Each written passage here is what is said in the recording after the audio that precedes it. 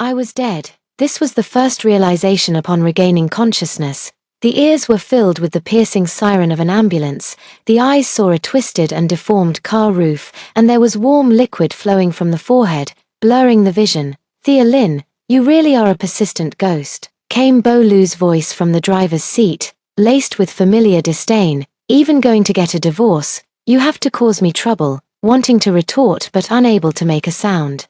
The body felt as if weighed down by 1,000 pounds, immobile. The sound of rain, sirens, and the exclamations of passers-by mingled together, gradually fading away. "If it weren't for you meddling and delivering that love letter back then, causing the accident, why would I have been forced to marry a cripple like you? Do you have any idea how much I've been mocked by my friends all these years?" His voice grew distant. "Now it's finally over. You're dead, and I can openly be with Vivi. To be honest, Vivi and I have already registered our marriage abroad." Darkness swallowed her consciousness. She thought this was the end, but when she opened her eyes again, sunlight streamed through the classroom window, casting dappled shadows on the desk. I blink my eyes, focusing my gaze on the math test paper spread out before me, a mock exam for senior high. "Thea, help me out." Tilda, a pink love letter folded into a heart shape, is pushed toward me, accompanied by a familiar voice. "You absolutely must deliver this to Vivi Sue for me today." I jerk my head up and see a face I thought I'd never want to see again in this lifetime. 18-year-old Bolu, my childhood friend and the person who ruined my life in my past life. He's looking at me with that pleading smile I could never refuse. Just like every other time he asked for my help over the past decade. The voice choked in the throat, fingers trembling uncontrollably. "What's wrong?" He tilted his head, his face radiant with youth under the sunlight. "It's just delivering a love letter. Not the first time. I'll treat you to a drink tomorrow." Memories flooded in like a tide. It was this love letter. It was this very day. In my past life, I helped him deliver a love letter, but on the way back, I was hit by a car, lost my right leg, missed the college entrance exam, and lost the chance to become a doctor. Out of guilt, the Liu family forced Bolu to marry me, but it ruined both of our lives. "Thea, what are you spacing out for?" Bolu waved his hand in front of my eyes. "School's almost over. You should head over soon." On the podium, the math teacher was explaining the last big problem. The classroom was filled with the stifling heat of early summer and the tension before the college entrance exam. Looking around, every face was familiar yet strange. This was my senior year classroom. I had actually gone back 10 years in time. "No," I heard my own voice, eerily calm. "Deliver it yourself." Bolu froze, clearly not expecting me to refuse. "Stop joking around. Our homeroom teacher is so strict. If I get caught, I'm done for. You have good grades, and all the teachers like you. Even if you get caught, it won't be a big deal." I picked up the love letter and, under his hopeful gaze, tore it in half, then into quarters, before crumpling it into a ball and tossing it into the trash bin at the back of the classroom. "Thea Lynn, are you crazy?" Bolu's face turned pale, his voice drawing the attention of nearby classmates. "I'm perfectly sober." Staring straight into his eyes, the pent-up anger and grievances from my past life surged in my chest. I remembered how he repeatedly mocked me as a cripple in front of his friends, how he abandoned me time and again to go abroad in search of his first love, even getting married overseas, and how he insulted my parents and loved ones over and over. "Bolu, from today onward, we're done. Deal with your own mess." The class bell rang at just the right moment. I quickly packed my bag, ignored his stunned expression, and rushed out of the classroom without looking back. The sunlight felt warm and real on my face. I took a deep breath, savoring the healthy, powerful strides of my legs. This is not a dream. I have truly been reborn, returning to the day that changed my fate. This time, I will not repeat the same mistakes.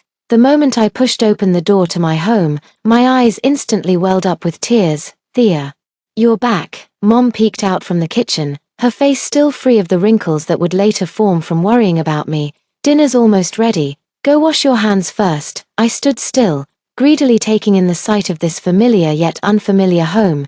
The calendar hanging on the living room wall showed March 12th, 2015. Mom's favorite light blue curtains swayed gently in the breeze, and a plate of fresh fruit sat on the dining table. Every detail felt so vivid in my previous life. After my amputation, My parents nearly went bankrupt trying to pay for my treatment. Mom's hair turned white overnight, and Dad's back became hunched. But now, they stood before me, healthy and whole, as if heaven had given me a second chance. What's wrong? Standing there in a daze, Mom wiped her hands and walked over, reaching out to touch my forehead. Are you feeling unwell? I threw my arms around her, burying my face in her shoulder. Breathing in that familiar mix of faint cooking oil and laundry detergent. It's nothing. I just missed you. This child, you just left this morning and already miss me. Mom patted my back with a smile and said, "Go wash your hands quickly. I made your favorite sweet and sour pork ribs today." During dinner, I practically devoured every dish Mom made, even surprising Dad with my appetite. After the meal, I took the initiative to clear the table, then announced under my parents' astonished gazes. "Starting today, I'm going all out to prepare for the college entrance exams, so I might not have as much time for household chores.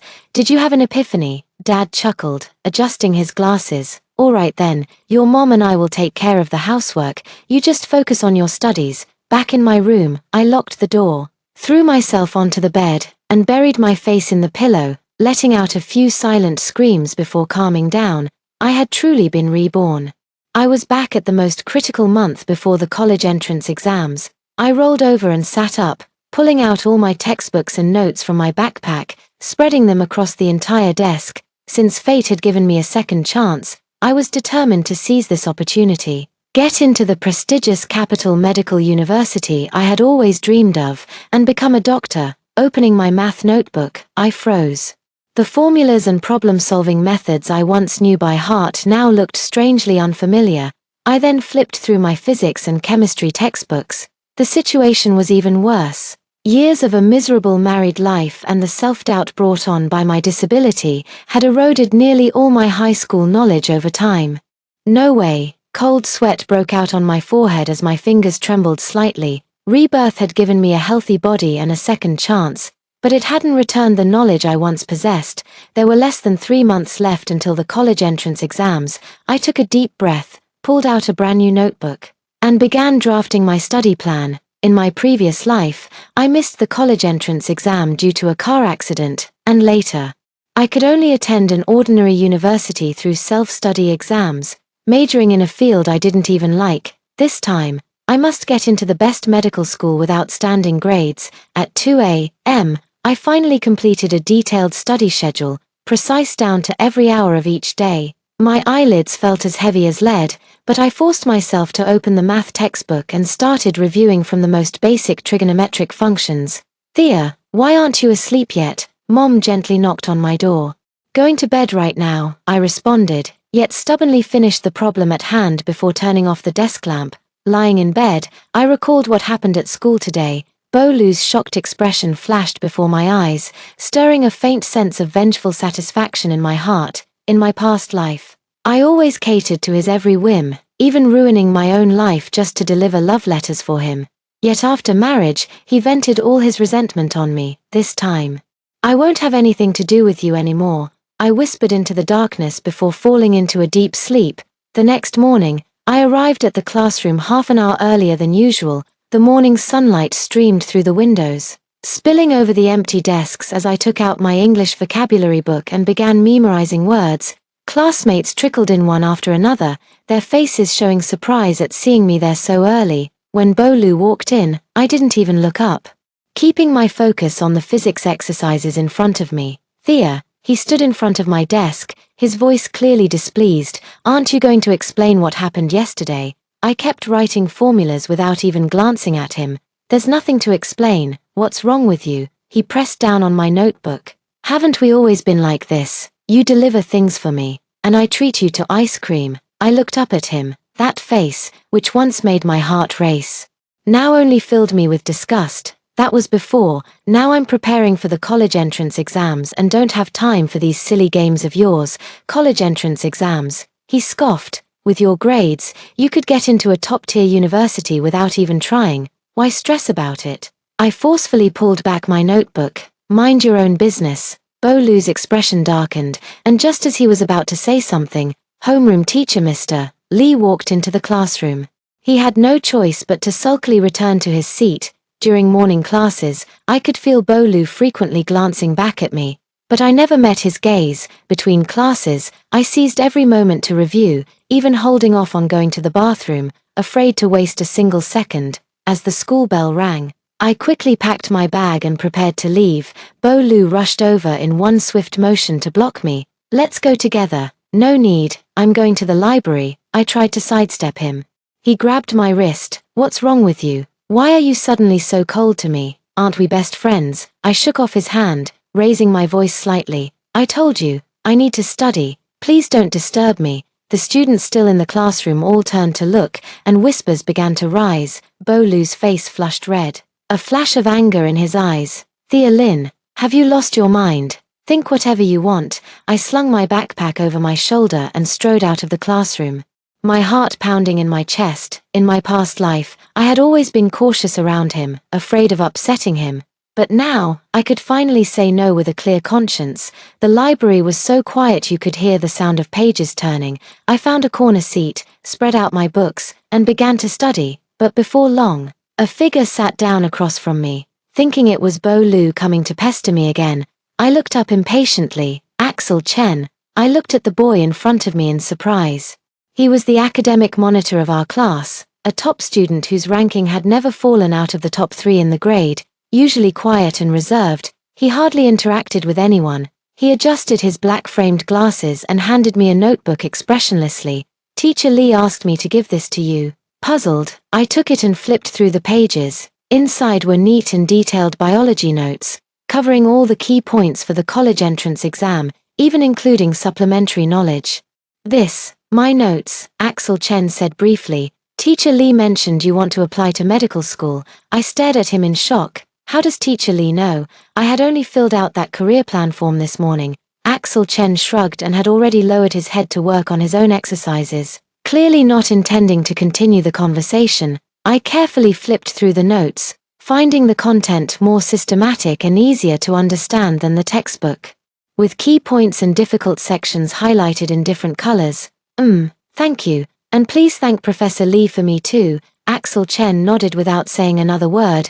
We continued studying quietly like that until the library's closing bell rang. Over the next few days, Bolu tried every trick to get my attention, placing my favorite milk tea on my desk, though I no longer liked that flavor, deliberately laughing loudly with classmates along my usual path after school, even sending mutual friends to probe the reason for my sudden change of heart. I ignored everything else and devoted myself entirely to studying.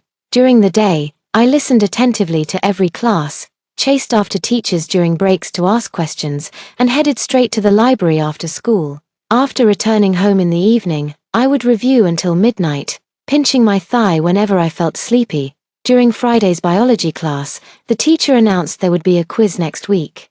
After class, I saw Axel Chen organizing his notes and mustered the courage to walk over. "Axel Chen, could I borrow your biology notes? Just for the quiz next week." My voice grew quieter as I spoke. In my past life, I never asked others for help with studying, but now the situation is different. He glanced up at me, took a folder from his bag, and handed it to me. "The latest ones are in here."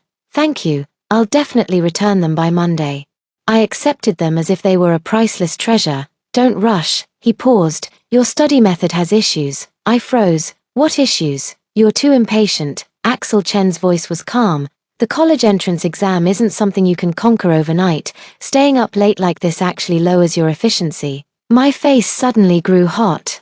How did he know I was staying up late? Were my dark circles that obvious? I just have a lot to catch up on," I murmured under my breath. Axel Chen looked at me for a moment before suddenly saying, "Saturday morning, 8 a.m., 3rd floor of the city library. I have compiled key points for all subjects." I looked up in surprise, hardly believing my ears. Was Axel Chen asking me to study together? "Up to you whether you come or not." He had already turned to leave, leaving me standing there, clutching that biology notebook tightly, my heart inexplicably racing. Heaven must be helping me. After school, as expected, Bolu was waiting for me at the school gate again. This time, I pretended not to see him and walked straight to the bus stop. "Thea Lynn," he caught up and blocked my path. "What's wrong with you? You've been like a completely different person this whole week." "I've told you many times, I need to study." I tried to walk around him. Cut the crap, he raised his voice. Did you fall for someone else? It's Axel Chen, isn't it? You've been sticking around him all week. I stopped in my tracks, turned to face him squarely. Bolu, we're not in a relationship, and I have no obligation to explain my actions to you. It's my freedom to choose who I associate with. His expression looked as if he'd been slapped. We grew up together, and this is how you treat me, precisely because I've known you for so long that I understand what kind of person you are. I said calmly, please don't disturb my studies anymore. With that, I turned and boarded the bus that had just arrived, leaving Bolu standing there in stunned silence. Through the bus window, I watched his expression shift from shock to anger, and finally to a kind of bewilderment I had never seen on his face before. In my past life, I would have been unsettled by any fluctuation in his emotions, but now, I only feel a sense of relief. As the bus pulled away from the stop, I took a deep breath, opened Axel Chen's notebook, and soon lost myself in the ocean of knowledge. This time, I won't give up my future for anyone. At 7:40 on Saturday morning, I stood in front of the city library, nervously twisting the straps of my backpack. I was 20 minutes early, but I had barely slept the night before, my mind filled with formulas and theorems. When the clock in front of the library struck 7:50, I saw a familiar figure step off the bus. Axel Chen was dressed simply in a white t-shirt and jeans, his skin looking especially fair under the sunlight. His eyes behind black-framed glasses widened slightly when he saw me. Morning, he greeted briefly as he walked up to me. Gee, good morning, I inexplicably stuttered. I just happened to come a bit early since it was on my way. Axel Chen nodded without exposing my lie. His home and mine weren't even in the same direction. The library's air conditioning was set quite cold. I followed Axel Chen up to the third floor and sat down at a corner table by the window. He pulled out a thick stack of neatly bound papers from his backpack and slid them toward me. This is my compilation of key points and common question types for the college entrance exams in all subjects. His voice was very quiet, as if afraid of disturbing other readers. Look through them first, and ask me if you have any questions. I turned to the first page, which was densely yet neatly filled with concise summaries of all key mathematical concepts. Important formulas were highlighted in red, common pitfalls marked with yellow highlighter, and small handwritten notes in pencil filled the margins.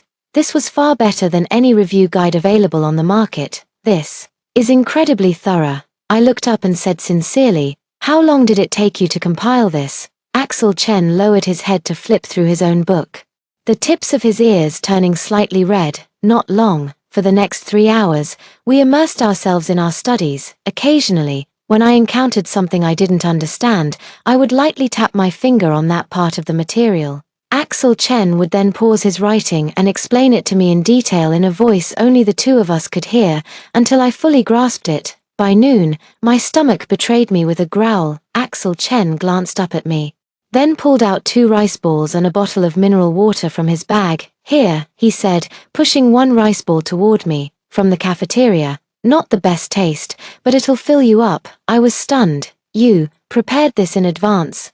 Axel Chen had already unwrapped the packaging and taken a bite. Figured you'd be hungry. Holding the warm rice ball in my hand, a wave of warmth surged through my heart. In my past life, I had almost no impression of Axel Chen, only knowing he was a top-performing loner. Now it seemed that beneath that aloof exterior lay an unexpectedly thoughtful person.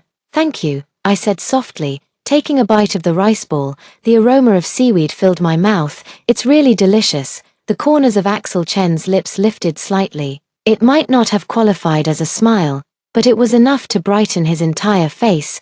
We continued studying in the afternoon, and it wasn't until the library's closing music played that I realized a whole day had passed. My notebook was filled with newly learned problem-solving techniques and knowledge points. My head felt a bit swollen from absorbing too much information, but my heart was incredibly fulfilled. Coming again next Saturday? Axel Chen suddenly asked as we packed our bags. I looked up and met his eyes, clear and calm behind his glasses, with no hint of joking. Come, I answered without hesitation. 8 o'clock, same spot. He slung his backpack over his shoulder. Remember to bring your water bottle. There's hot water in the library. I nodded, watching his retreating figure, a smile unconsciously tugging at the corners of my lips. On the first weekend after my rebirth, I had somehow become study partners with Axel Chen. Back at school on Monday, I listened to the lectures with even more focus than usual, with Axel Chen's notes and explanations.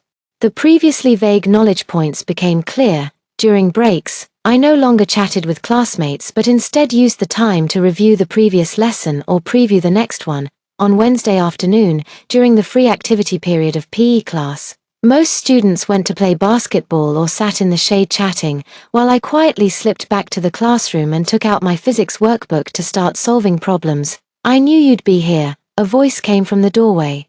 I looked up and saw class monitor Li Xiaoqing leaning against the doorframe, twirling a set of keys in her hand.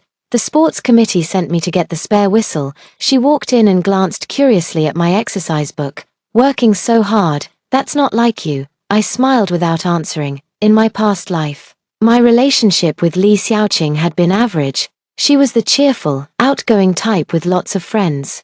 While I had only ever orbited around Bolu, "Bolu has been asking about you these past few days," Li Xiaoqing said casually as she took the whistle from the podium drawer. "He genuinely doesn't seem to understand why you suddenly stopped paying attention to him." I put down my pen and sighed. "I just want to focus on studying, nothing more." "Come on." Li Xiaoqing suddenly leaned in, lowering her voice. "The whole class can tell there's something going on between you and Axel Chen.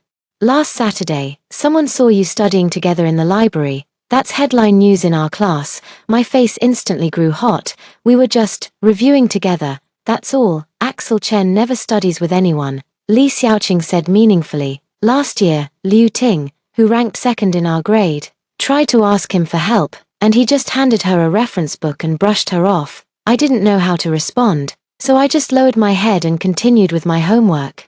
Li Xiaoqing didn't press further either. She whistled and left the classroom. After school, as soon as I stepped out of the school gate, I heard someone calling my name from behind. Turning around, I saw Bolu running towards me, his basketball jersey mostly soaked with sweat, clearly having just finished playing. "Thea, wait a second," he panted, stopping me. "This Saturday, our class is playing against Class 7 in a basketball match. You'll come to watch, right?" I frowned.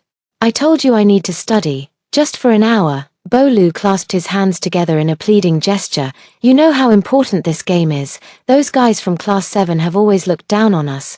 This time, Bolu," I interrupted him, "I really don't have time." His expression instantly fell. "Ever since Axel Chen showed up, you've become a different person. What's so great about him? He always keeps a straight face and doesn't talk, like some kind of nerd." "Don't you dare talk about him like that." My voice suddenly rose, drawing glances from passing classmates. "Axel Chen is 100 times better than you. At least he knows how to work hard for his future, instead of spending all his time trying to please Vivi Su." Bolu's face turned deathly pale in an instant.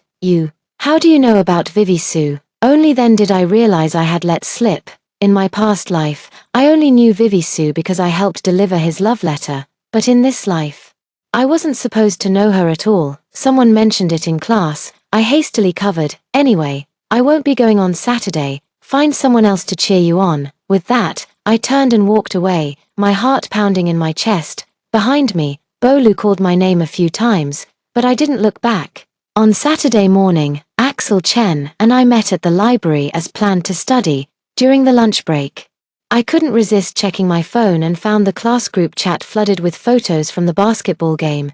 Bolu looked dashing on the court, and the pictures of Vivi Su and a few other girls cheering on the sidelines were particularly eye-catching. Distracted, Axel Chen suddenly said. I quickly locked my phone screen. "Sorry." He slid over a piece of scratch paper with a complex physics problem written on it.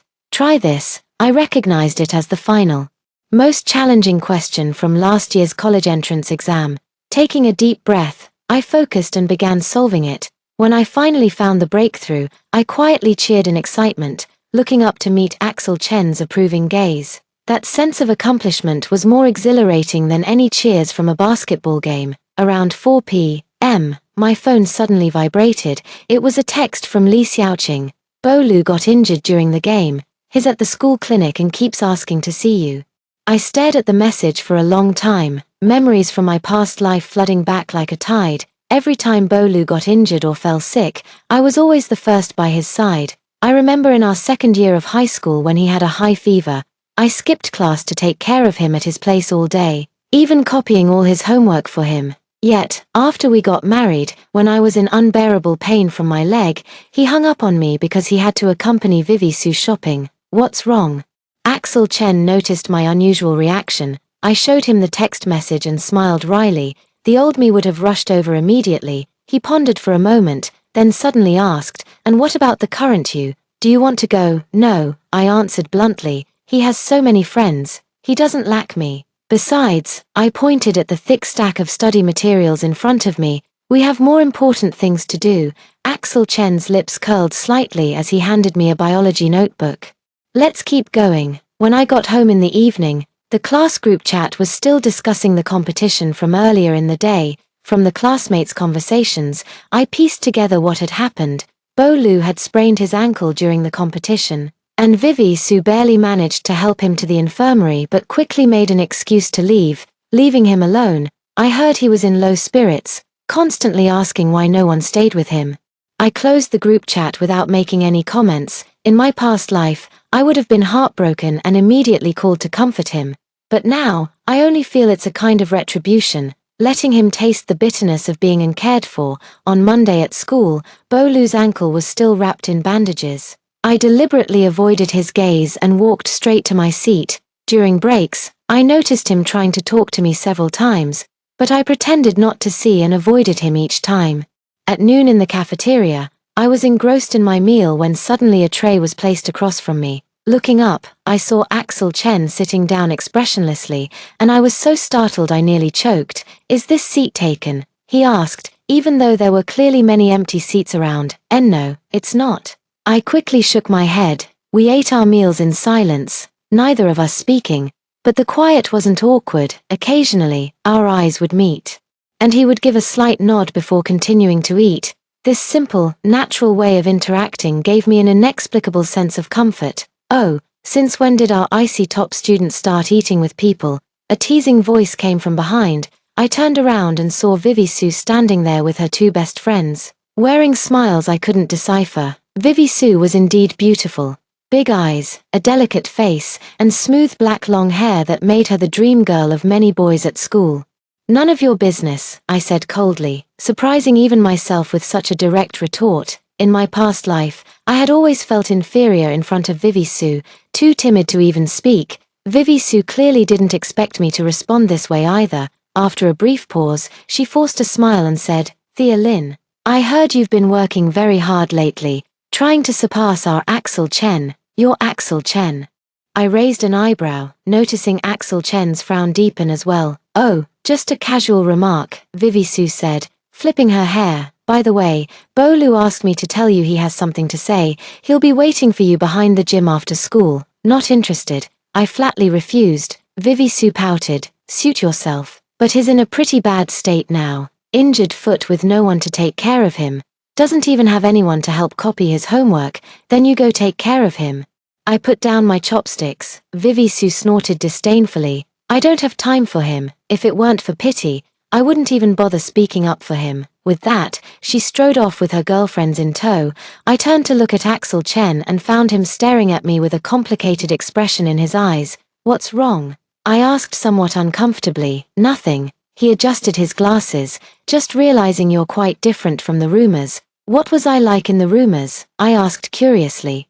Axel Chen thought for a moment. "Quiet, introverted, always following behind Bo Lu, like his little shadow." This description stung my heart. In my past life, I was indeed like that, treating Bo Lu as the center of my world, completely losing myself. "People always change," I said softly. Axel Chen nodded and suddenly took out a piece of paper from his bag, handing it to me. "The scope for next week's mock exam. I've highlighted the key points." I took the paper, feeling a surge of warmth in my heart. After being reborn, I seem to have found people who truly respect me. Not those who treat me like a sticky note, but those willing to walk alongside me. After school, I deliberately took a longer route to avoid the gym, only to be cornered by a limping Bo Lu right at the school gate. "Why didn't you come?" he demanded, his eyes bloodshot. "I waited for you for an hour." "I told you I didn't have time," I said, trying to step around him.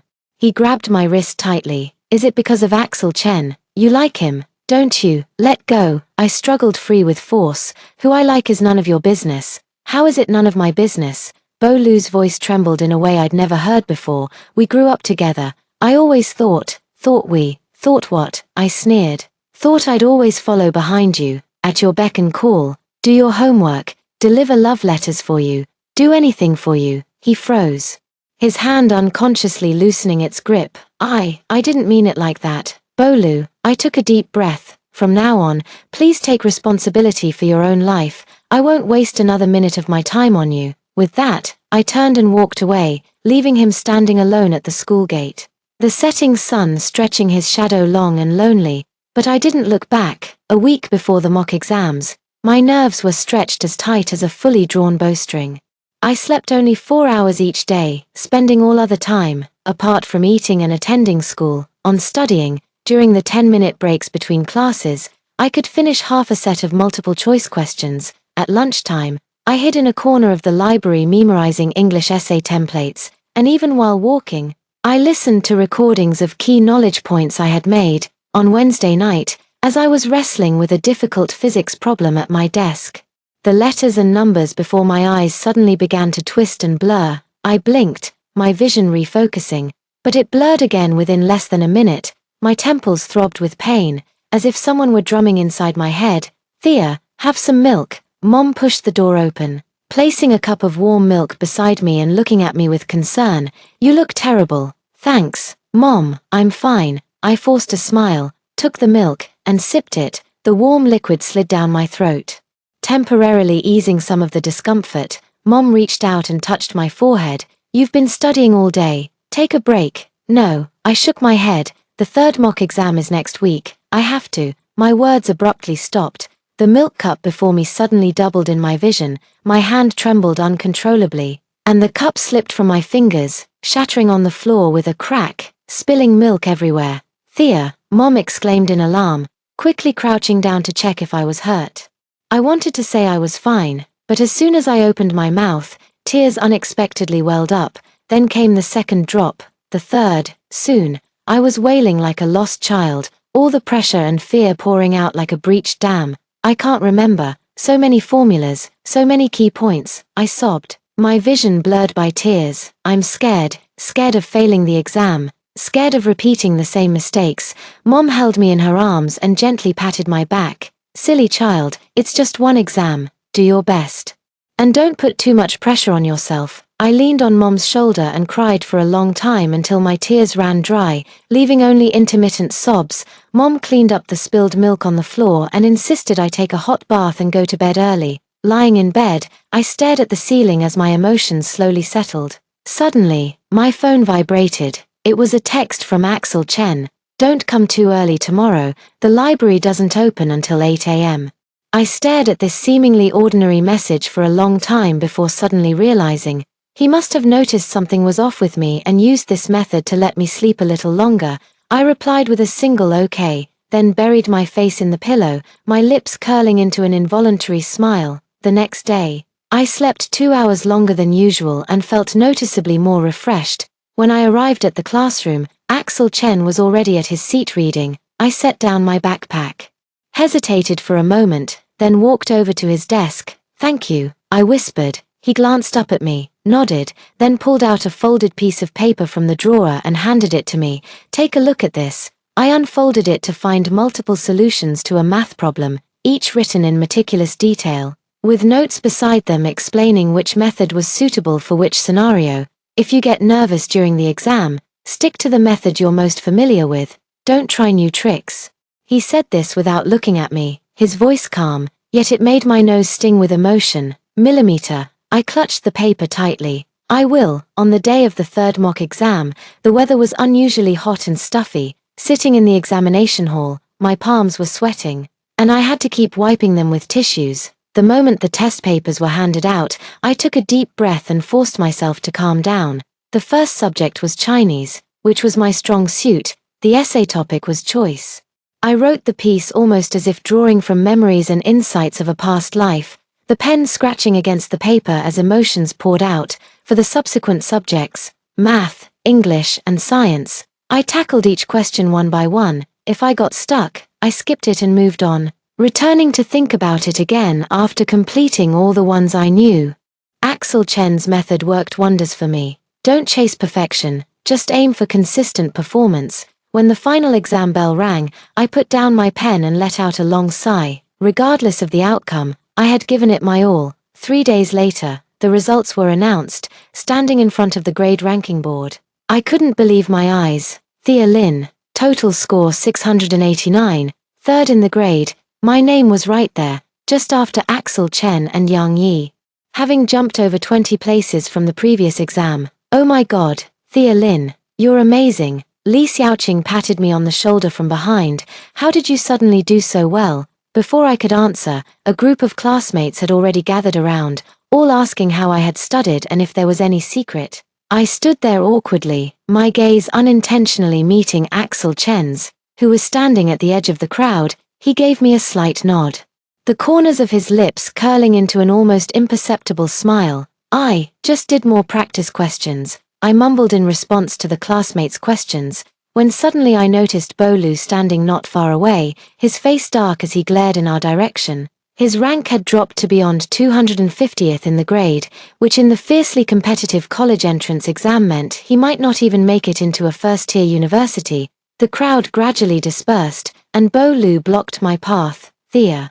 Congratulations, he forced a smile. I always knew you were smart. Thanks, I responded briefly, ready to leave. Wait, he grabbed my wrist. I need to ask you for a favor. I withdrew my hand. What is it? My grades, you've seen them. He lowered his head to look at the ground, his feet shuffling uneasily on the floor. Could you help me with tutoring? Like before, in my past life, I did often tutor him, even sacrificing my own study time to organize notes and explain mistakes for him.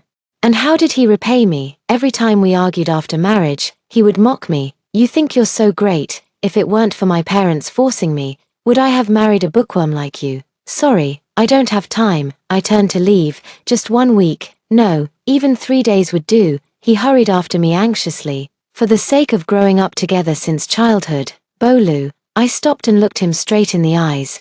Do you know why I ranked third? Because for this entire month, I studied until dawn every day, gave up all entertainment and socializing. Even talking to you felt like a waste of time. Do you really think I'd ruin all that effort just to help you? His face flushed bright red in an instant. How could you become so selfish? This isn't selfishness, it's self-respect. I said calmly, you're the one who won't study. What right do you have to demand others sacrifice for you? With that, I walked away without looking back.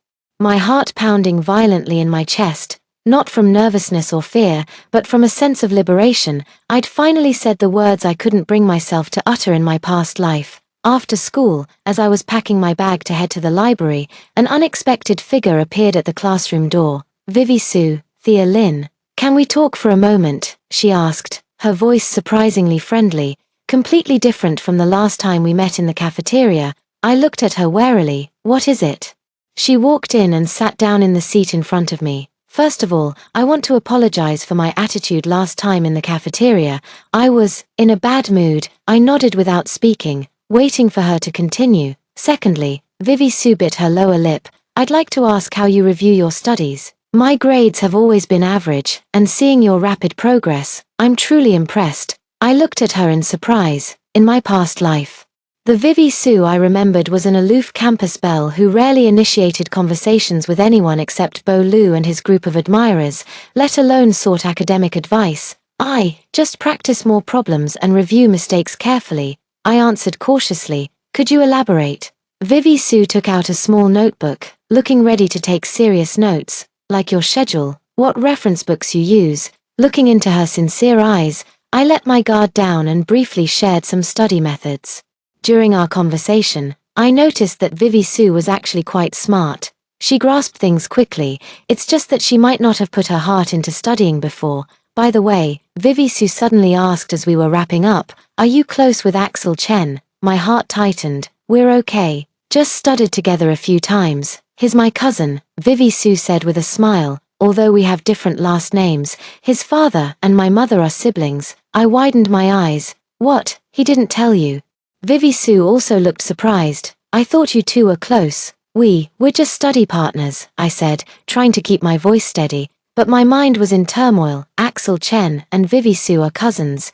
Did Axel Chen know about Bolu and Vivi Su in the past life? Did he know what happened to me? Axel Chen is actually a really nice person. He just isn't great at expressing himself. Vivi Su continued. He mentioned you the other day, said you're special. My heart skipped a beat. What did he say about me? That you study really hard and have a unique way of thinking. Vivi Su blinked. Getting that kind of praise from him isn't easy. He hardly ever talks about anyone. I didn't know how to respond, so I pretended to organize my backpack to hide the warmth rising to my face. By the way, Vivi Su stood up, ready to leave. Bolu has been pestering me lately, saying I should take responsibility for him. It's so annoying. Do you know what's going on? My hands paused mid-action. Take responsibility. It's just that last time he hurt his foot, I reluctantly helped him to the infirmary, and now he's latched onto me. Vivi Su rolled her eyes. He keeps saying that since I took care of him once, I should keep doing it. It's ridiculous. Suddenly, I remembered how Bolu and Vivi Su had gotten married abroad in their previous lives. I always thought it was mutual affection, but judging by Vivi Su's tone now, that might not have been the case. You don't like him? I tentatively asked. Bolu, Vivi Su scoffed. Aside from being decent looking, what else does he have going for him? Average grades, mediocre at sports, yet always acting like he's something special. I plan to study abroad in the future. How could there possibly be anything between us? Her words hit me like a hammer to the heart. If Vivi Su didn't like Bolu at all, then why did they get married abroad in their past life? Did Bolu force her, or did he deceive her? Thea Lin. Are you okay? Vivi Su looked at me with concern. I'm fine, I forced a smile. Just a bit tired. Then you should rest early, Vivi Su said sincerely. Thank you for sharing your study methods. They were really helpful. Watching her walk away, my heart was filled with mixed emotions. In my past life, I had seen Vivi Su as a love rival and hated her for many years. But now, it seemed she might have been another one of Bolu's victims. This realization dissipated most of my hostility toward Vivi Su.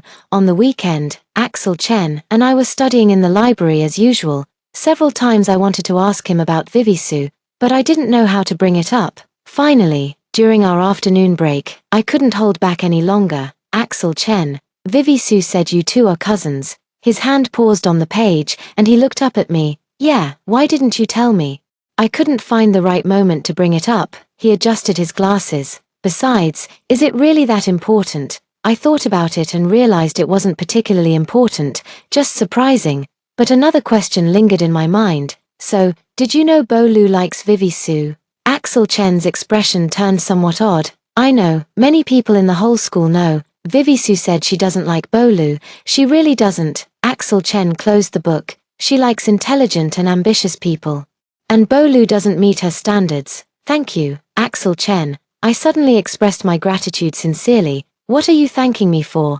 Thank you for everything, I said with a smile. The notes, the study methods. Axel Chen's ears turned slightly red as he lowered his head and opened his book. Let's keep studying. There's only 1 month left until the college entrance exam. I nodded and dove back into the sea of practice questions. But my heart was calmer and more determined than ever before. The second week after the release of the third mock exam results, a subtle atmosphere filled the classroom early Monday morning.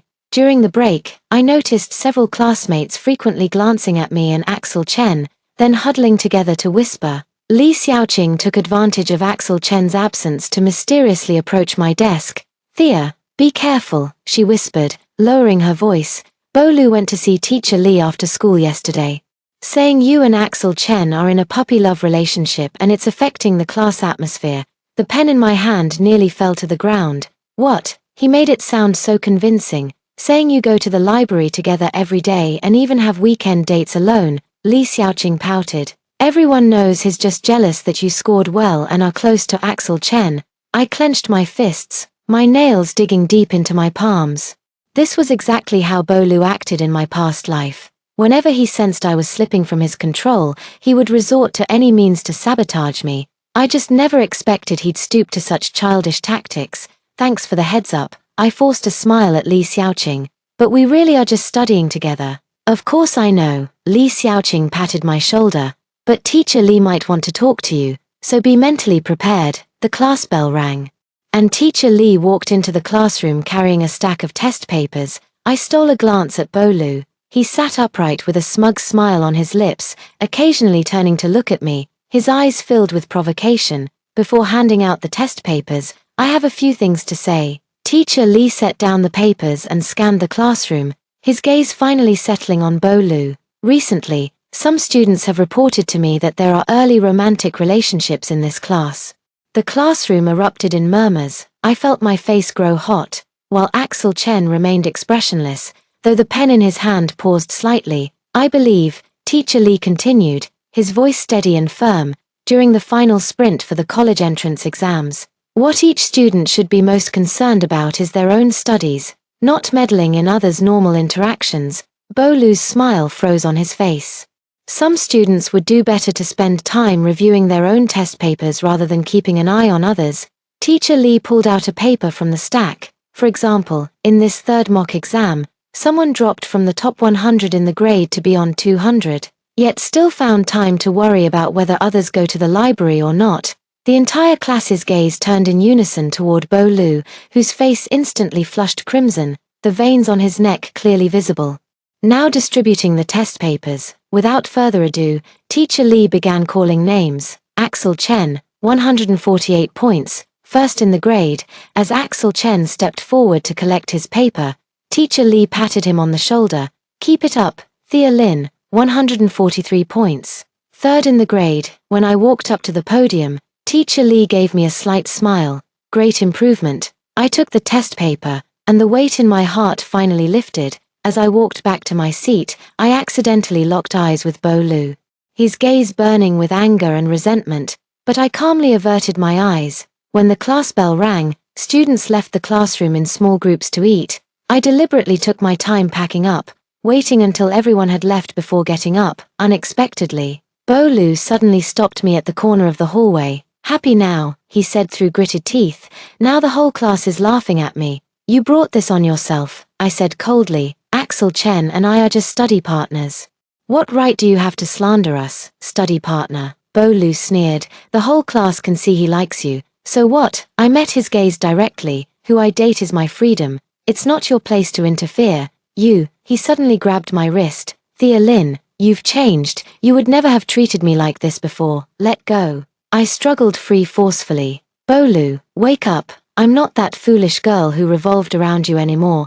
I have my own life, my own goals, and you. I deliberately looked him up and down. Even your third mock exam was a complete mess, and you still have the leisure to meddle in others' affairs. His face instantly turned deathly pale, as if he had been stabbed in the chest. I turned and walked away, my heart pounding wildly in my chest, but my steps were unusually firm. Turning the corner of the hallway, I nearly bumped into someone. Axel Chen. He was leaning against the wall, holding 2 exercise books in his hands. Clearly having overheard the entire conversation. Sorry, I lowered my head awkwardly. No need to apologize. He handed me a workbook. Still going to the library this weekend. I looked up at him. Sunlight streamed through the corridor windows, casting a bright outline around his figure. His expression remained calm, but his eyes held a warm glow I'd never seen before. Yes, I took the workbook, my lips curling into an unconscious smile. Of course I am. We walked back to the classroom side by side for evening self-study, neither of us mentioning what had just happened. Under the astonished gazes of our classmates, we confidently returned to our seats. Now, no one can stand in the way of my goal. 2 weeks before the college entrance exams, the air was thick with tension and anticipation. The classroom was no longer filled with idle chatter or playful banter, even during breaks. The only sounds were the flipping of pages and the scratching of pens on paper. I buried myself in a sea of practice tests, solving 3 sets of past exam papers every day, compiling an error notebook, and memorizing key knowledge points. The notes Axel Chen gave me had become frayed from constant use, densely covered with my annotations. Thea Lin, the homeroom teacher wants to see you in the office. Class monitor Li Xiaoqing called from the doorway. I put down my pen, rubbed my sore wrist, and headed to the teacher's office, passing by the infirmary on the way. I caught a glimpse of Bolu sitting inside through the half-open door, with the school nurse taking his blood pressure. His face was pale, with heavy dark circles under his eyes. looking utterly exhausted. Since the results of the third mock exam came out, Bolu's condition had been deteriorating. Rumor had it that his parents were extremely dissatisfied with his grades and had hired 3 tutors to coach him in rotation, but with little effect. Several times when I stayed late at the library, I saw him running alone on the sports field, venting his emotions frantically. Report. I gently knocked on the office door. Come in.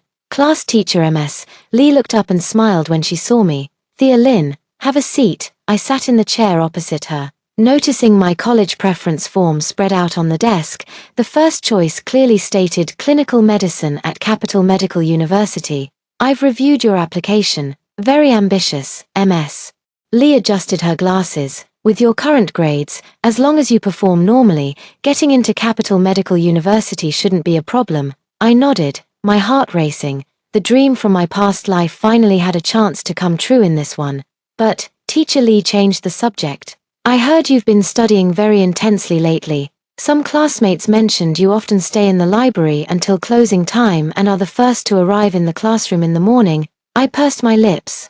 The college entrance exam is approaching, and I want to push myself a little harder. Hard work is good, but it should be moderate. Teacher Lee's voice softened. Health is the foundation of everything, especially since you want to study medicine. You should understand this principle better than anyone. I looked down at my hands, my knuckles slightly red from prolonged writing, my nails trimmed extremely short.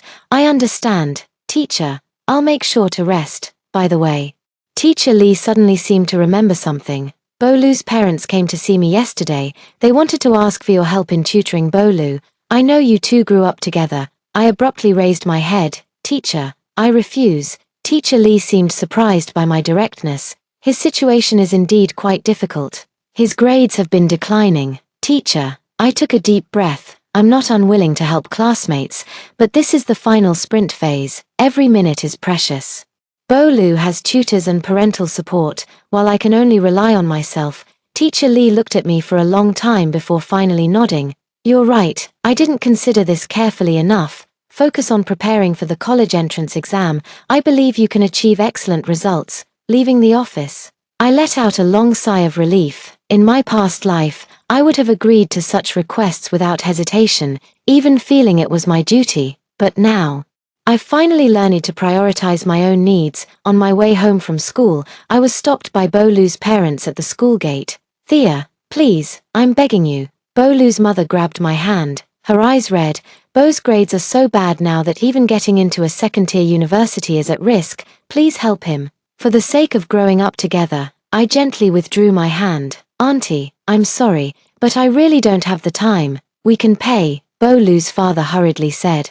200 an hour, no, 300. I shook my head. It's not about the money. The college entrance exams are approaching, and I need to focus all my efforts on preparing for them. How can you be so selfish? Mother Lou's voice suddenly turned sharp.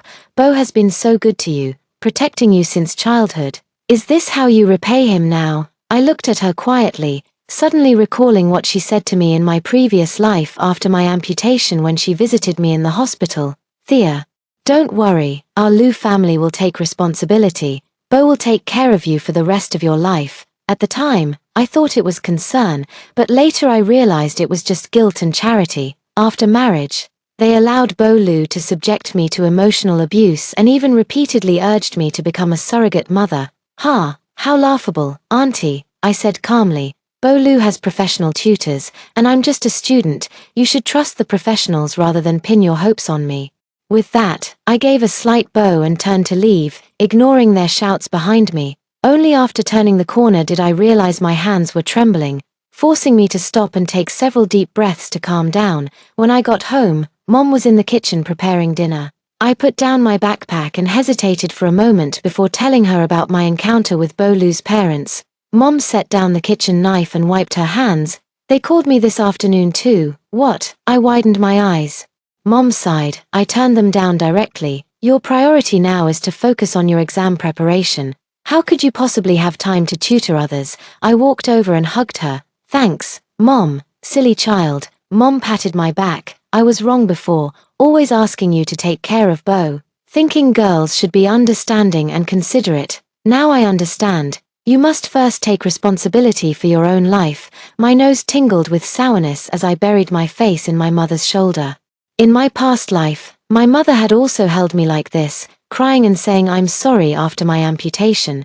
But by then, it was already too late. After dinner, I received a call from Axel Chen, asking me to meet him on the school rooftop. It was the first time we weren't meeting at the library to study, and though puzzled, I arrived on time. On that early summer night, a gentle breeze swept across the rooftop, and the distant city lights twinkled like stars. Axel Chen leaned against the railing, gazing up at the night sky. "You're here," he said, turning to look at me as he heard my footsteps. "Is something wrong?" I walked over to him and asked curiously. He handed me a bottle of warm milk. "Relax a bit. You've been too tense lately." I took the milk and sipped it slowly. The warm liquid slid down my throat, easing the fatigue of the day. "Thanks," I smiled at him. "I am a bit tired, actually. Look." Axel Chen suddenly pointed to the sky, the Big Dipper.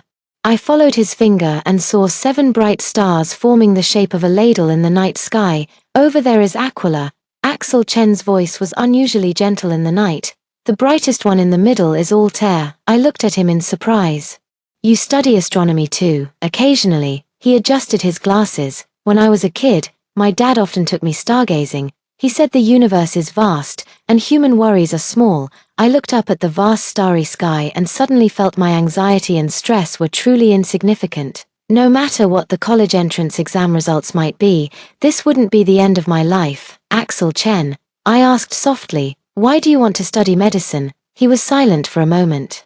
"My mom had congenital heart disease. She passed away last year. That's when I decided to become a cardiac surgeon." My heart tightened suddenly. "I'm sorry, I didn't know." "It's okay." He shook his head. "What about you? Why surgery?" I gazed at the distant lights, memories from my past life flooding in like a tide. "I once dreamed of losing both legs. I know that kind of despair and helplessness. If I could become a surgeon, perhaps I could help more people like me." This was the first time since my rebirth that I had mentioned my past life to someone. Though disguised as a dream, the night concealed my slightly trembling hands. Axel Chen didn't press further, just softly murmured millimeter. We stood side by side like that, gazing at the starry sky, each lost in our own thoughts. A peculiar tranquility and unspoken understanding flowed between us. "Good luck with the Gaokao," Axel Chen suddenly said as we parted. I nodded. "You too." The days that followed felt like they were on fast forward. Every day was a cycle of solving problems, correcting mistakes, and reviewing. My notebook of errors grew thinner, while my confidence grew stronger. 3 days before the college entrance exam, the school gave us a break for self-study. As I was organizing the final key points at home, I suddenly received a call from Vivi Su, Thea Lin. Her voice sounded urgent. "Bolu just asked me if we could meet after school, saying he had something important to give me." I refused, but he seems determined to wait for me near my place. My heart sank. On this very day in my past life, it was when I was delivering Bolu's love letter to Vivi Su that I got into the car accident. "He might want to personally deliver a love letter to you." I tried to keep my voice steady. "So annoying," Vivi Su complained. "I've clearly rejected him several times already. By the way, my cousin said if you're free, do you want to go to the library together tomorrow for a final study push?" "Okay," I agreed, but after hanging up, I fell into deep thought. Bolu is going to personally deliver a love letter. History seems to be repeating itself, only with the roles reversed. If he goes to deliver the love letter, will he get into a car accident like I did in my past life? Should I warn him? My finger hovers over Bolu's name in the phone contacts, but I hesitate to tap it. The cruel words he said to me in my past life echo in my ears. "You're just a cripple. How could you ever compare to Vivi? If you hadn't meddled and gotten into that accident while delivering the love letter, why would I have been forced to marry you?" I lock my phone screen and pick up my pen to continue studying. Everyone has the right to choose their own path and must take responsibility for their choices. This time, I choose to focus on my own future. The college entrance examination arrived as scheduled. Sitting in the examination hall, I felt surprisingly calm. Once the test papers were handed out, I focused entirely on answering the questions, losing track of time, forgetting everything around me, and even forgetting that I was a reincarnated individual. At this moment, I was just an ordinary examinee, striving with all my might for my dreams. when the bell rang to signal the end of the final subject. I put down my pen and let out a long sigh of relief. It was over. No matter the outcome, I had given it my all. Stepping out of the exam hall, the sunlight was dazzlingly bright. Mom was waiting for me at the school gate, holding a bouquet of sunflowers. "Congratulations to my daughter for finishing the college entrance exams," she hugged me, the floral scent lingering at the tip of my nose. "Mom, did Bolu take the college entrance exam?" I hesitated for a moment before asking. Mom's expression turned complicated. "He had an accident. He was hit by a car the night before last, severely injured his right leg, and the surgery lasted several hours." Although I had a premonition, hearing the news firsthand still sent a shock through my heart. The gears of fate meshed together so precisely. Only this time the wheel rolled over Bolu instead of me. "Is it serious?" I asked softly. "They say he might need an amputation." Mom sighed. "His parents are on the verge of collapse. He's their only son." I didn't say anything, just held Mom tightly. If I hadn't been reborn, it would have been my parents who were collapsing now. After returning home, I locked myself in my room, lying on the bed and staring at the ceiling. Logically, I should have felt the thrill of revenge, but strangely, I only felt a deep exhaustion and relief. Bolu had already paid the price for his choices, and I could finally truly move forward. 3 days after the college entrance exams ended, my mother finally told me the details of Bolu's post-surgery condition. "They amputated his right lower leg," she said while cutting fruit. "I heard the recovery isn't going well. There might be an infection." I put down the book in my hand. "Should we go see him?" Mom looked at me in surprise. "You want to go? After all, we're neighbors and grew up together," I said calmly. Basic courtesy is still necessary. That afternoon, my parents and I went to the hospital together. Bolu's room was filled with flowers and fruit baskets, but his parents looked like they had aged 10 years. Bolu lay on the hospital bed, his right leg covered by a white blanket, noticeably shorter than the other. "Thea," his eyes lit up when he saw me, then dimmed again. "How did your exams go?" "Not bad," I replied briefly, placing the fruit I'd brought on the bedside table. How are you feeling?" He let out a bitter laugh. "What else can I be? Just a useless cripple now." "Don't say that," Mother Lou interjected with red-rimmed eyes. "The doctor said you'll still be able to walk with a prosthetic limb." Bolu didn't respond, just looked at me. "You must have done really well, right? After all, you studied so hard." I didn't deny it. "We'll know when the results come out." I didn't even take the college entrance exam. His voice choked up. "My life is over." The atmosphere in the hospital room was so heavy it felt suffocating. My parents and Bolu's parents exchanged pleasantries, while I stood to the side, watching the once high-spirited young man now lying on the hospital bed, wallowing in self-pity. In my past life, I had also experienced this kind of despair, but at least now I had a chance to start over. "Why didn't you come to see me before?" Taking advantage of the adults talking, Bolu suddenly asked me in a low voice. "On the day of my accident, I kept calling your name." I looked straight into his eyes. "Bolu, we're not friends anymore, remember?" His face instantly turned pale. "Just because I didn't want you to hang out with Axel Chen. Are you really that heartless?" "No, because you looked down on me, used me, but never truly respected me," I said calmly. "Take good care of your injuries. I wish you a speedy recovery." As we left the hospital, Mom looked at me with concern. "Thea, between you and Mom," I interrupted. "We stopped being on the same path long ago." Mom seemed to want to say more but ultimately just sighed and didn't speak further. On the day the college entrance exam results were released, I sat in front of the computer early, my finger hovering over the query button. Mom stood nervously behind me, while Dad pretended to read the newspaper calmly, but glanced at the computer screen every 3 seconds. "Check it." Dad finally couldn't hold back and said. I took a deep breath and clicked the query button. The moment the page refreshed, my eyes immediately scanned to the total score, 708, ranked 66th in the province. "Ah," Mom screamed and hugged me. "My daughter is amazing." Dad threw down the newspaper and hugged us both tightly. "Well done. Capital Medical University is in the bag." I sat there, tears streaming uncontrollably down my face. 708 points. A score I wouldn't have dared to dream of in my past life. All the hard work and perseverance since my rebirth had finally paid off at this moment. The days that followed were filled with joy and busyness, filling out college applications, preparing enrollment materials, Receiving congratulations from family and friends, my phone was flooded with celebratory messages, and even distant relatives I hadn't spoken to in years called to offer their good wishes. Thea, we're planning to host an admission celebration banquet, Mom suggested during dinner one evening. We'll invite all our relatives and friends to celebrate. What do you think? All right, I agreed with a smile, but don't go overboard. How can we not make it grand? Mom's eyes sparkled. You're the only one in our neighborhood who got into Capital Medical University in years, and you're in the top 100 of the entire province. The celebration banquet was scheduled for the weekend at a hotel banquet hall. That day, I wore a simple white dress with my hair tied up in a high ponytail, looking neat and tidy. The banquet hall was packed with relatives, neighbors, teachers, classmates. Thea, congratulations. Li Xiaoqing walked in holding a bouquet of flowers. You and Axel Chen scored the highest in our class. You've really made us proud. I took the flowers and looked around. Is Axel Chen here? I just saw him outside.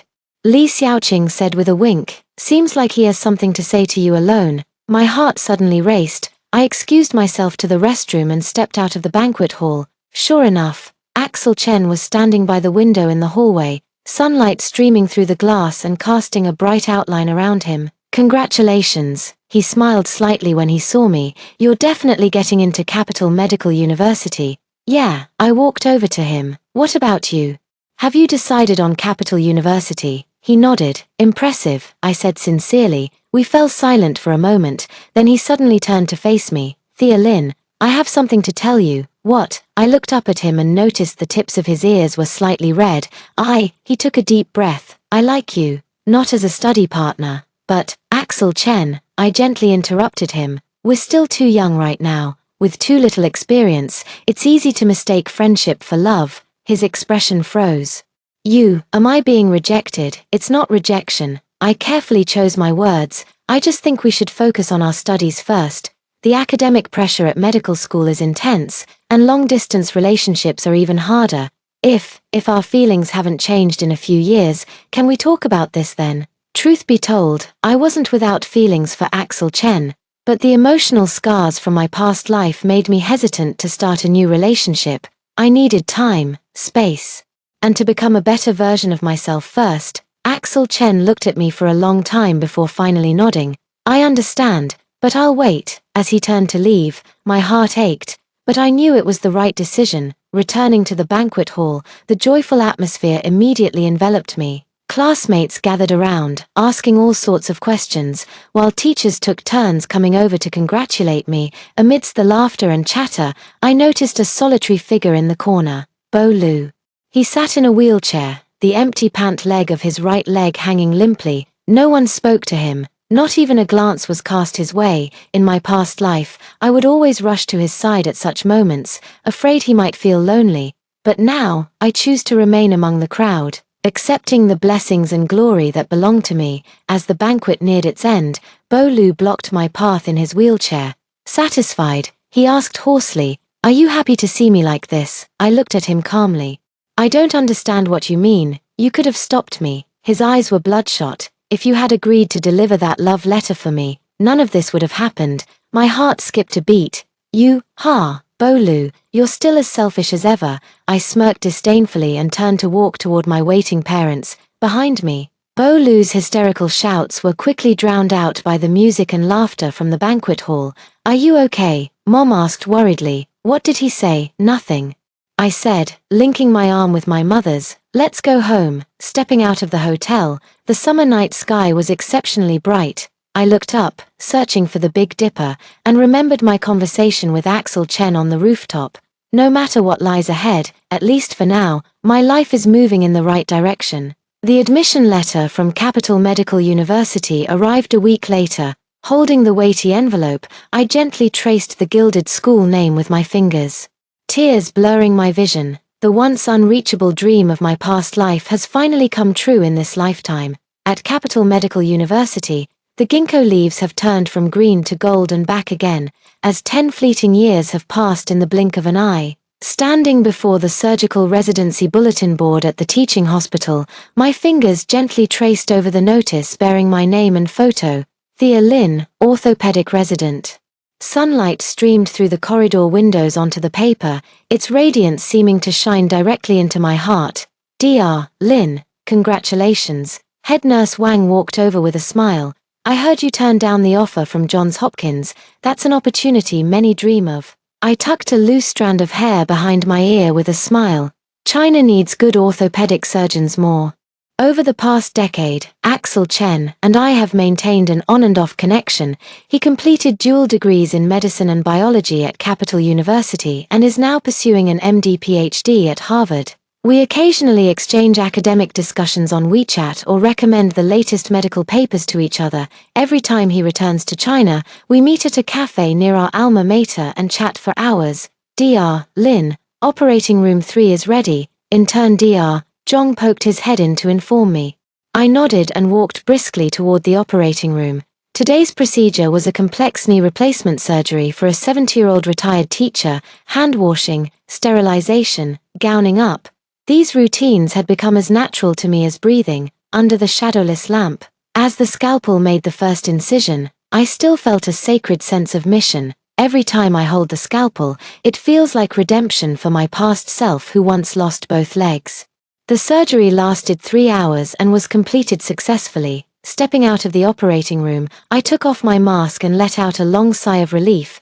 A nurse handed me my phone, which showed 3 missed calls. All from Axel Chen. I called back, and the phone was answered almost immediately. Thea. Axel Chen's voice came through the line. I'm back in the country. Great. I'll treat you to a meal.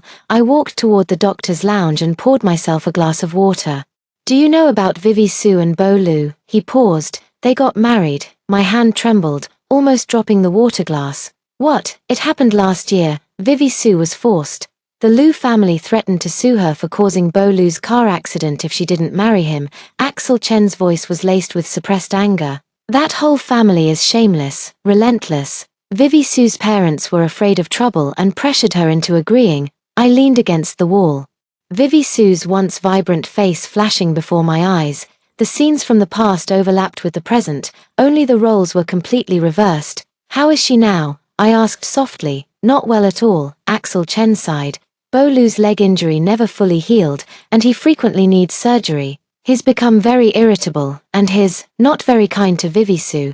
I only found out recently. My nails dug into my palms without me realizing it. After hanging up, I stood by the window, gazing at the distant city skyline. 10 years had passed, and I thought I had completely let go of the past. But hearing this news still sent a dull ache spreading through my chest, not for Bo Lu, but for Vivi Su, the girl I once considered a love rival in my past life. Only to realize in this life that she was also a victim. After work, instead of heading straight home, I drove to my alma mater high school. The campus was bustling with students in uniforms laughing and pouring out of the teaching buildings as classes ended, their youthful faces brimming with anticipation for the future. Standing by the playground, I caught a glimpse of my younger self. That foolish girl who used to run around for Bo Lu. Thea, is that really you? A familiar voice called out from behind. I turned around and saw our homeroom teacher, Ms. Lee. The wrinkles at the corners of her eyes had deepened, but her smile remained as warm as ever. Ms. Lee, I greeted her with pleasant surprise. I heard you've become an orthopedic surgeon. I'm so proud of you. She held my hands and looked me up and down. The little girl who suddenly had an epiphany in class back then has truly realized her dream. My nose tingled with emotion. It's all thanks to your encouragement. Come, let's sit in my office for a while. Teacher Lee warmly invited. By the way, the school is planning to invite a few outstanding alumni to give lectures next month. Would you be interested? Following Teacher Lee through the familiar hallway, my gaze involuntarily drifted toward what used to be our senior year classroom. Through the window, I seemed to see Axel Chen's profile as he lowered his head to take notes, and Bo Lu turning around to smile at me. Those memories have become so distant now, like someone else's story. Teacher Lee's office was adorned with graduation photos from over the years. I found our class's picture and gently traced my fingers over those youthful faces.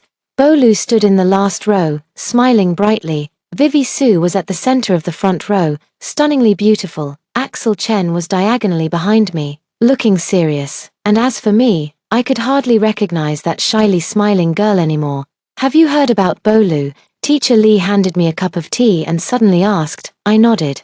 Just heard he got married. That kid has changed so much. Teacher Lee sighed. After the car accident, he became a completely different person. He came to last year's class reunion in a wheelchair, ordering Vivi Sue around. It was truly heartbreaking to see. Who do you feel sorry for? I asked softly. Everyone. Teacher Lee replied with sorrowful eyes. That girl Vivi Sue. She used to be so proud, but now all her spark is gone. Bolu too. From a sunny boy to this. I lowered my head, staring at my reflection in the teacup, silent. Hadn't I been the same in my past life? From a high school student full of dreams to a resentful woman trapped in a wheelchair and a failed marriage, but seeing you like this now, I'm truly happy, the teacher said. Teacher Lee patted my hand and said, you've proven that no matter what happens, one can always choose to stand up and keep moving forward.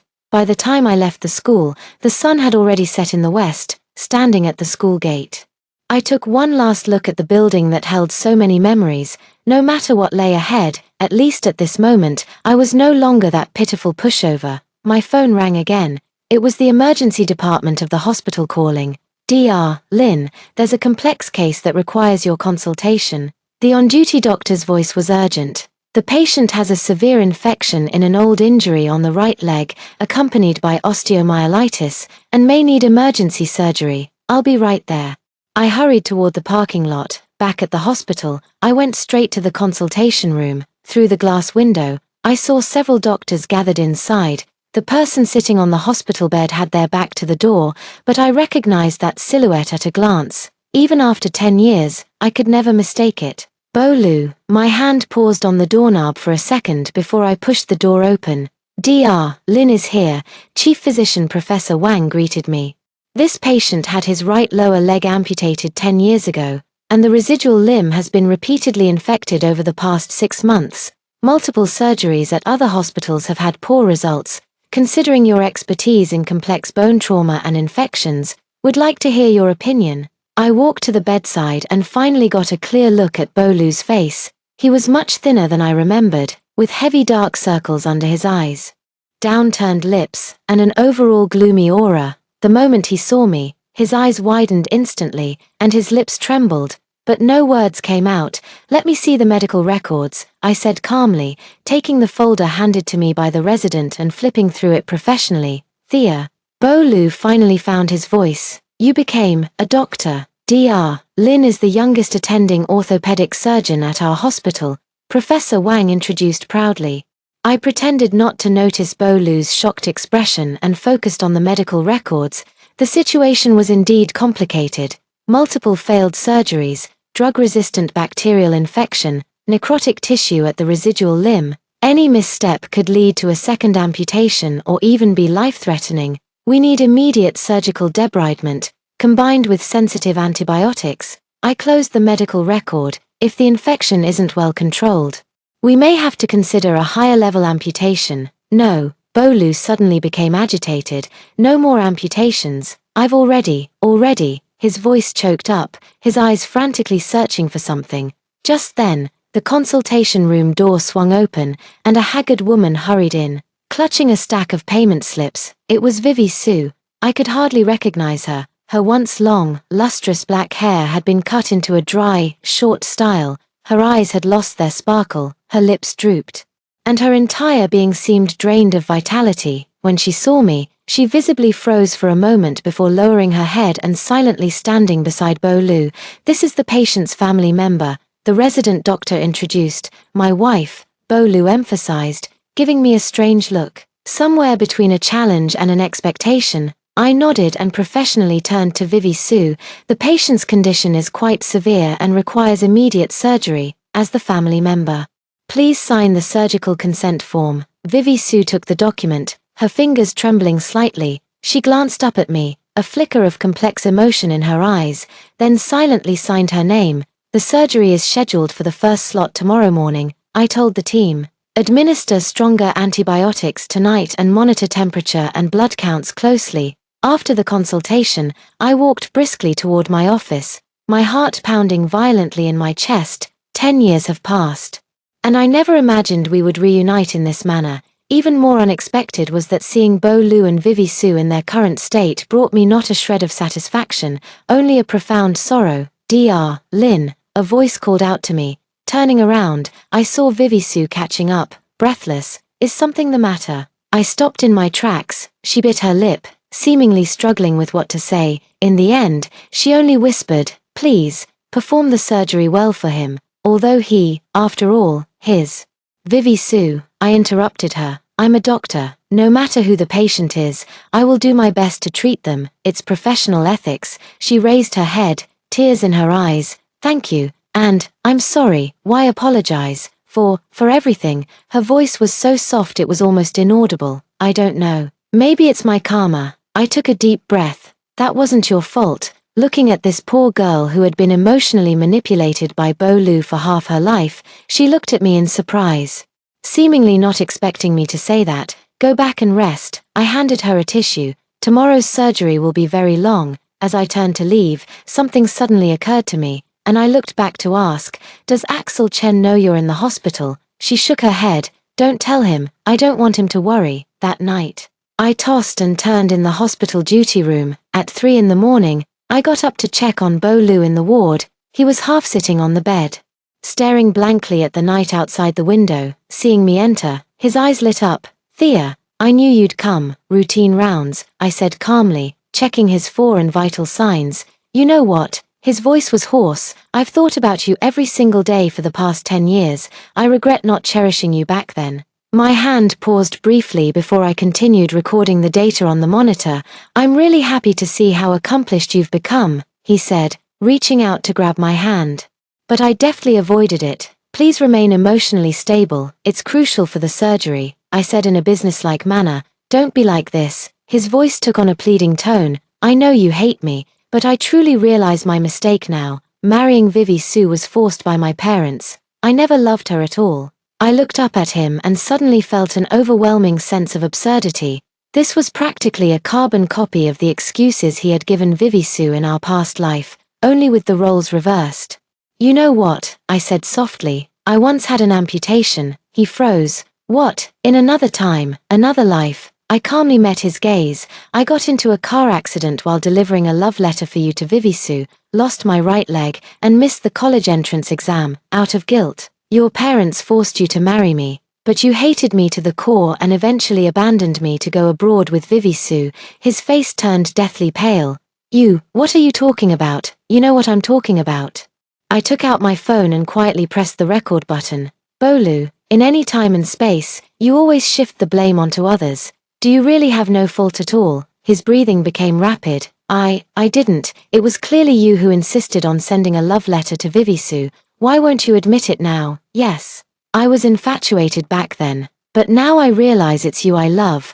Now it's your turn to taste that bitterness." I took a step closer, trapped in a broken body, dependent on someone who doesn't love you, living in regret every day. How does it feel, Thea? Tears welled up in his eyes. "Please, forgive me. Give me a chance. I'll divorce Vivi Su. I'll provide you with the best medical care." I took a step back, because that's my professional duty. But beyond that, there's nothing left between us. With that, I turned and left, hearing his muffled sobs as the door closed behind me. In the hallway, I stopped, saved the recording I had just made, and sent it to Vivi Su with a message. "You deserve to know the truth, and you deserve a better life." On the day of the surgery, I arrived at the hospital an hour early. In front of the bathroom mirror, I carefully washed and scrubbed my hands, mechanically repeating the motions I had done countless times before. The icy water streamed over my arms, washing away the last traces of hesitation and doubt. Today, I was not Thea Lin, but Dr. Lin, a professional orthopedic surgeon. The operating room is ready. The anesthesiologist, scrub nurse, and circulating nurse are all in position. Under the shadowless lamp, Bo Lu lies quietly on the operating table, already under anesthesia. "Let the surgery begin," I announce, reaching out to take the scalpel handed to me by the nurse. The moment the blade cuts through the skin, my world narrows down to nothing but this surgical field. Infected tissue, damaged bones, residual sutures, all the problems are laid bare before my eyes. A decade of medical training combined with first-hand experience from my past life has given me an extraordinary understanding of such trauma. Electrocautery. I reached out, and the scrub nurse handed me the instrument with precision. The surgery lasted 6 hours.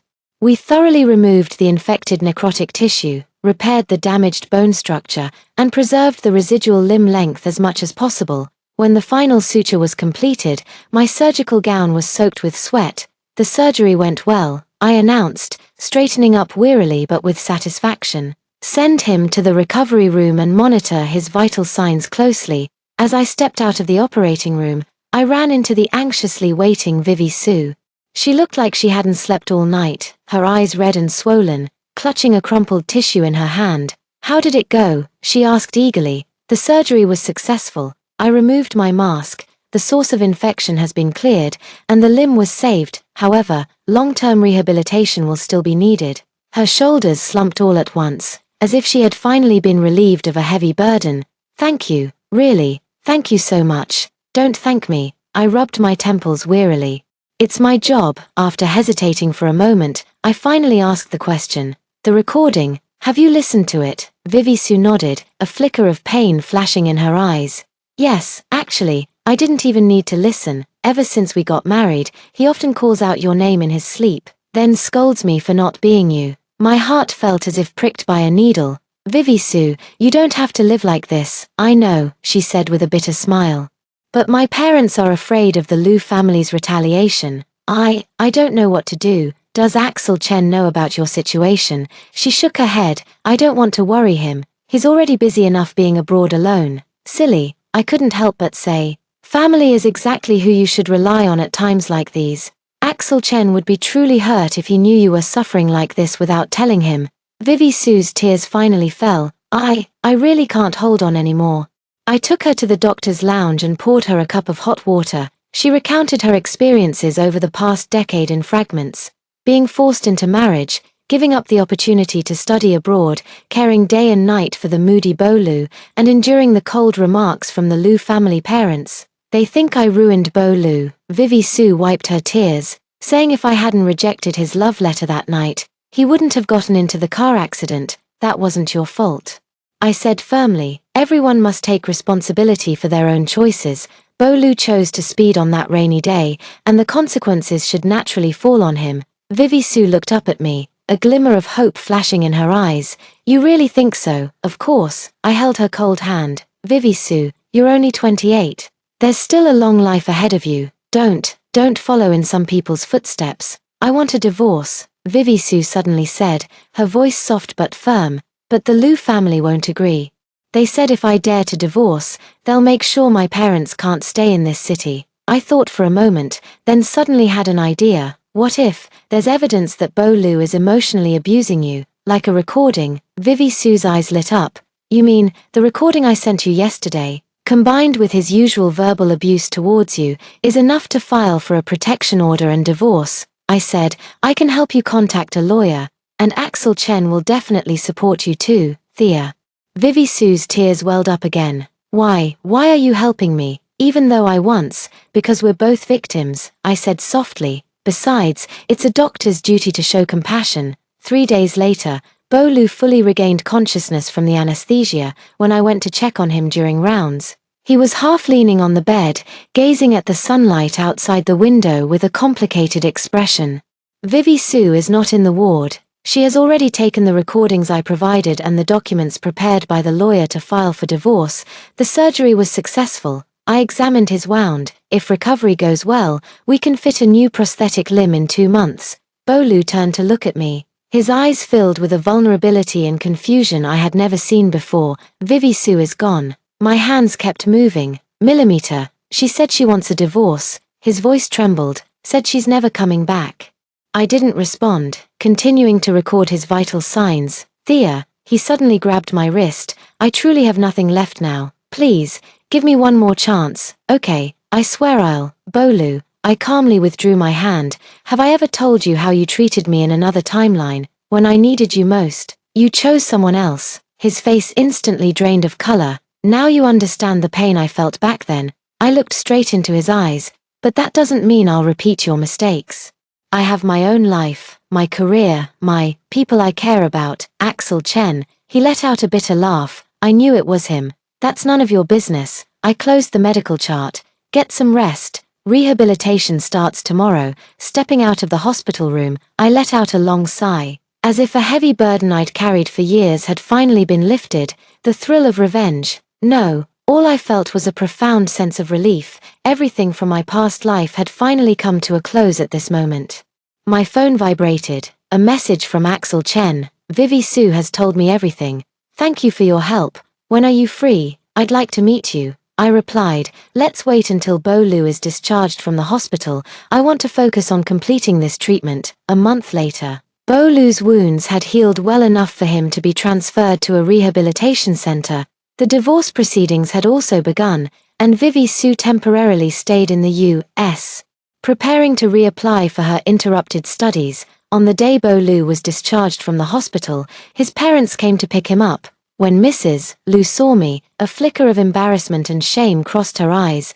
Dr. Lin, she began hesitantly, thank you for curing my son. Before, I shook my head. I just did what a doctor should do. As I turned to leave, I heard a clattering sound of items falling to the ground, and Bo Lu called my name from behind, but I didn't look back. 2 weeks after Bo Lu was discharged from the hospital, I met with Axel Chen at a cafe near our alma mater.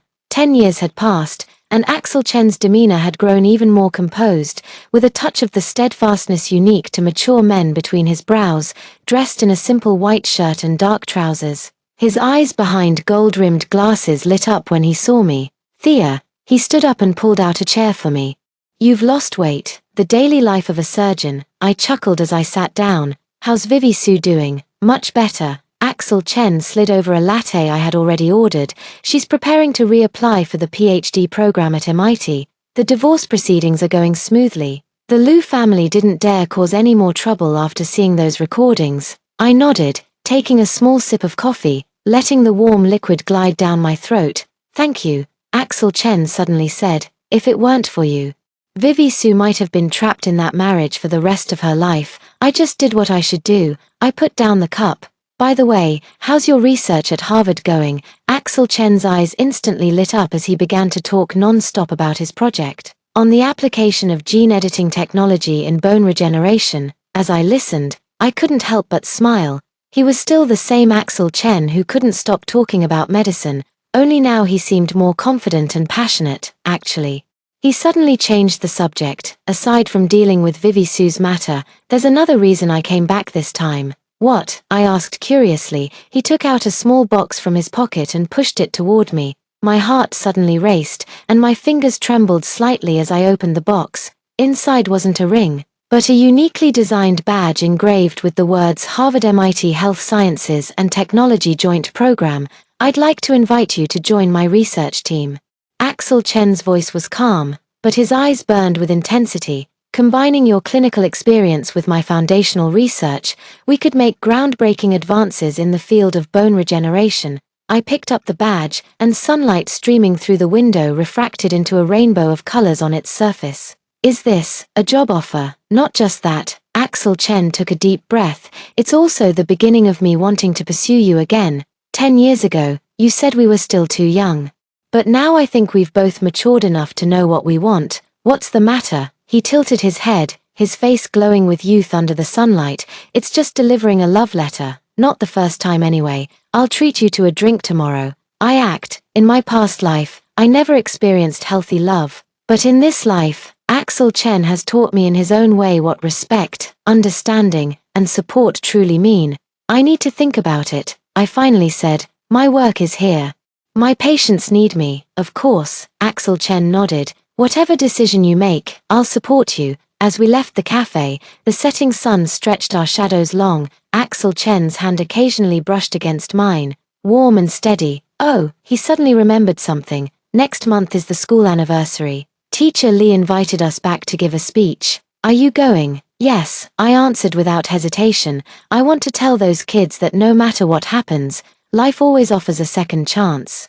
A year later, Axel Chen and I had a simple wedding in the United States. On the eve of the wedding, I received a text from an unknown number. Congratulations, I owe you an apology. And I also owe you a thank you, Bolu. I didn't reply, just silently deleted the message, according to Vivi Su. Bolu's father passed away not long ago. To support his family, Bolu left the rehabilitation center early, and no one knows what he's doing for work now, but I no longer care.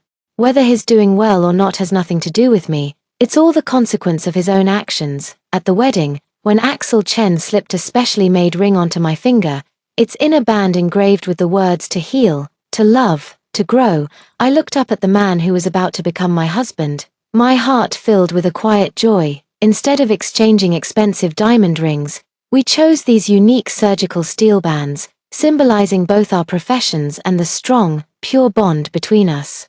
5 years later, on the anniversary of our alma mater, Axel Chen and I returned to give a speech with our 3-year-old twins in tow. The 2 children sat in the front row, curiously looking around, while Axel Chen and I stood on the podium, sharing our story. The most wonderful thing about life is, I looked at the young faces in the audience and smiled. It's always full of infinite possibilities. No matter what setbacks you encounter, remember, the sun will still rise tomorrow. And you will always have the chance to start anew. After the speech, a limping figure quietly left from the back row of the auditorium. I didn't chase after them, nor did my gaze linger for too long. On the way home, Axel Chen held a child in each arm, and I walked beside him. The setting sun stretched the shadows of the 4 of us long, merging them together, pointing toward the distance.